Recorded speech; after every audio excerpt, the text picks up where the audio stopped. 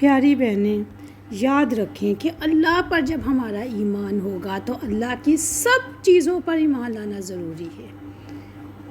آمنت باللہ و ملائکتہ و کتبہ و رسلہ والیوم الآخر، کتابوں پر، رسولوں پر، قیامت کے دن پر، سب پر ایمان لانا ضروری ہے۔ لیکن یہود اللہ تعالیٰ کی کتابوں اور رسولوں کے درمیان میں فرق کرتے تھے، اور یہی تو کفر ہے کہ کسی پر ایمان لایا جائے اور کسی کا انکار کیا جائے۔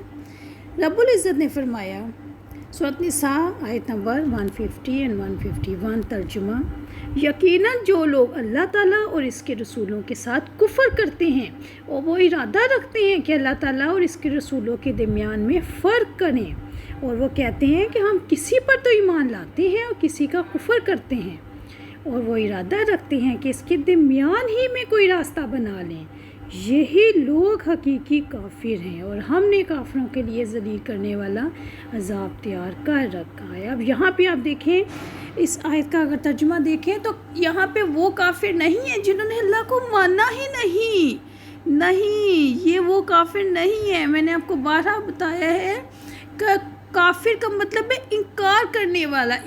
دو قسم کے کافر، ایک تو کافر ہے جو اللہ کو سرے سے مانتے ہی نہیں، اللہ کی کتابوں، نشانیوں کو، فرشتوں کو مانتے ہی نہیں، وہ مسلمان تو ہوئے ہی نہیں، وہ بھی کافر ہیں۔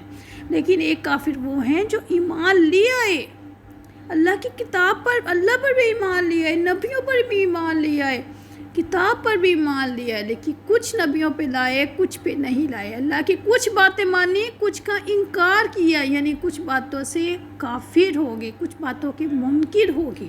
ان کے لیے اللہ تعالیٰ نے کہا ہے کہ کیا کہا ہے کہ یہ لوگ حقیقی کافر ہیں، اور ہم نے کافروں کے لیے ذلیل کرنے والا عذاب تیار کر رکھا۔ استغفر اللہ، سوچنے کی بات ہے، بہت زیادہ سوچنے کی بات ہے۔ ہم کہلاتے تو اپنے آپ کو مسلمان ہیں، لیکن ہمیں بھی اپنا جائزہ لینے کی ضرورت ہے۔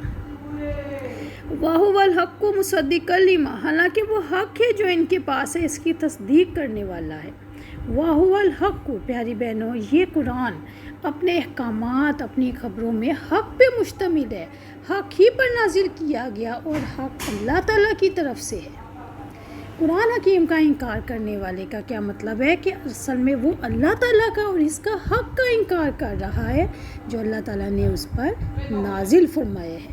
مصدقا لما معہم، قرآن مجید کا ان تمام کتابوں کی تصدیق کرنا۔ قرآن مجید سب کتابوں کی تصدیق کرتا ہے، جو اگر آپ قرآن مجید کو ترجمے سے پڑھیں گے تو ان میں 12 جگہ پر آیا ہے کہ قرآن مجید پہلی تمام کتابوں کی تصدیق کرنے والی کتاب ہے، اس کتاب کی بھی جو اللہ تعالیٰ کی طرف سے بنی اسرائیل پر نازل کی گئی۔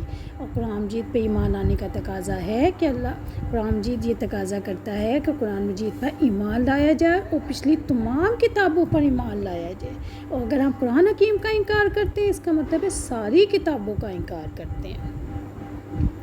رب العزت نے یہود سے سوال کیا تھا کہ اگر تم تورات اور انجیل پر ایمان رکھتے تھے تو پھر تم نے ان نبیوں کو کیوں قتل کیا جو موسیٰ علیہ السلام کے بعد آئے؟ یہ وجہ تھی ان کی بات کو گما پھرا کے کرنے کی، کہ پہلے ویسے تو کہتے تھے کہ ہم اللہ کی کتاب پر ایمان نہیں آئے، لیکن صرف تورات پر ایمان لائیں گے جو ہمارے پہ اتری ہے، انجیل پر آئیں گے، قرآن مجید پر نہیں لائیں گے۔ تو اللہ تعالیٰ نے فرمایا کہ اگر تمہارا پہلی کتابوں پر بھی ایمان ہے تو پہلی کتابوں میں بتایا گیا تھا نا کہ انبیاء کرام تمہیں ہدایت دینے کے لیے آئیں گے، تو پھر تم نے پہلے نبیوں کو قتل کیوں کیا؟ اصل میں تو یہود کا تورات پر ایمان لانے کا دعویٰ اس لیے بھی درست نہیں ہے کہ تورات پر ایمان لانے کے باوجود وہ اپنے نبیوں کو قتل کرتے رہے۔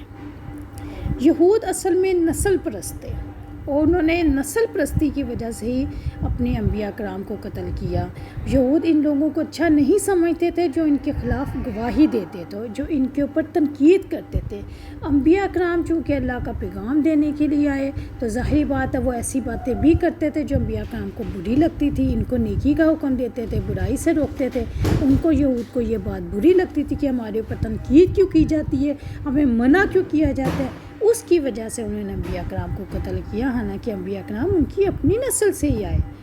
اور جن نبیوں کو انہوں نے قتل کیا ان میں حضرت زکریا علیہ السلام تھے اور حضرت یحییٰ علیہ السلام تھے، اور باقی اور بھی انبیاء کرام تھے، لیکن قرآن مجید میں ان کا ذکر، ان کا نام نہیں شو کیا گیا۔ وَلَقَدْ جَاءَكُمْ تمہارے پاس موسیٰ علیہ السلام بھی روشن نشانیاں لے کے آئے، پھر تم نے اس کے بعد بچے کو معبود بنا لیا۔ حضرت موسیٰ علیہ السلام واضح معجزات لے کر آئے، بالبینات، نشانیاں، وہ نشانیاں اور دلائل ہیں جو موسیٰ علیہ السلام نے اپنے نبی اور رسول ہونے کے بعد ثبوت میں پیش کی تھی۔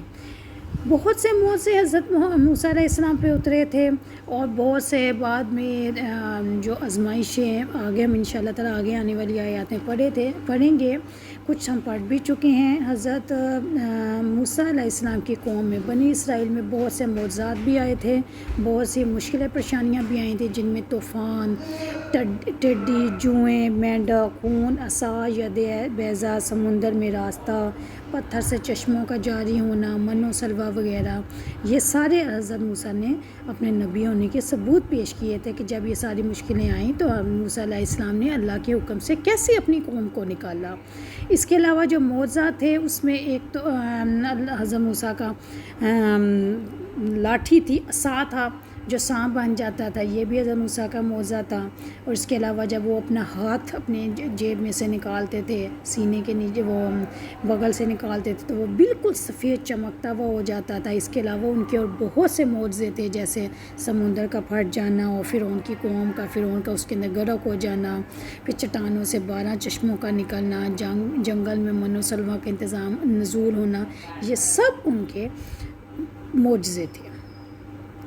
حضرت موسیٰ علیہ السلام ایک اللہ تعالیٰ کے معبود ہونے اور اپنے رسول ہونے پر روشن نشانیاں لائے تھے، لیکن بنی اسرائیل کا کیا رویہ تھا؟